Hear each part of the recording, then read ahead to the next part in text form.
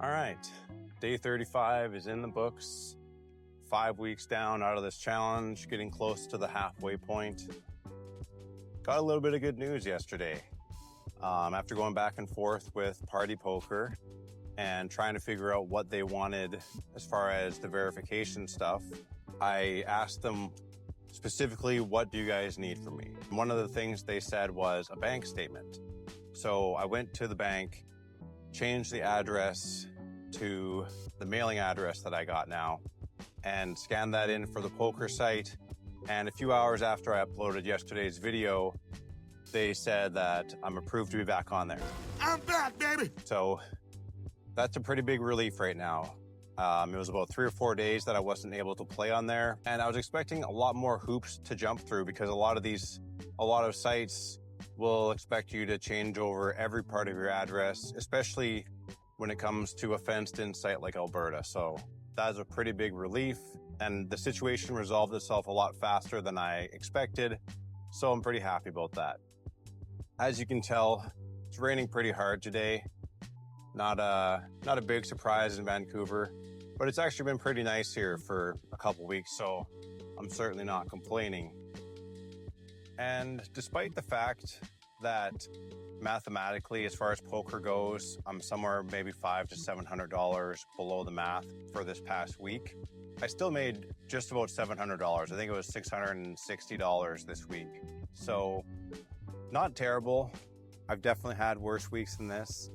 I think what's making me get a bit stressed out is just a lot of little things kind of seem to be going wrong.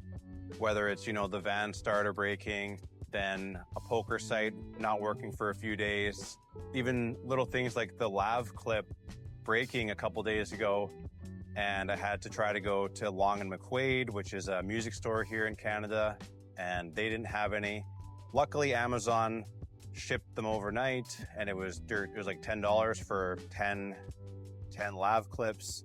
I think sometimes for me, I sort of have a tipping point where I can deal with a lot of these kind of things on a daily basis, but sometimes you just get half a dozen things that are going wrong at once. And just even little things like the protein powder not being sold in Costco locations. I ended up buying one initially that cost a bit more than I'm used to spending.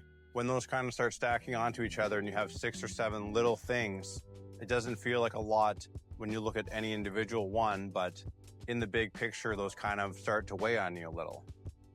So I'm going to try to work on that.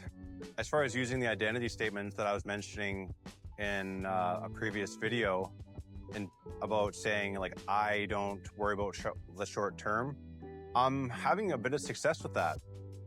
There was definitely a few games yesterday, one player in particular where they are definitely a recreational player. They were making a lot of mistakes, but those mistakes were hitting really good hands and they were winning a little bit. And I actually had to take a break from playing this player for a few minutes, kind of just compose myself, take some deep breaths, kind of relax myself.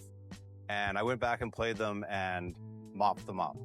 The winning and losing isn't the part that is actually exciting about that. It's the fact that I came back with the mindset of, I'm just going to play my best.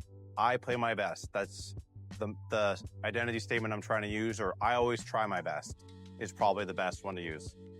And I just went back and I lost a couple games early, but I knew I was playing good and I just kept playing them, and just eventually they stopped wanting to play me, or maybe they ran out of money, one of the two, right? So the identity statements are working.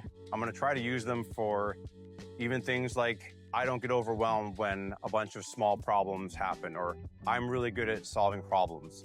Some kind of identity statement like that where I can use them in the heat of the moment, and when things start to feel overwhelming, I'm able to come up with a plan for how to deal with it.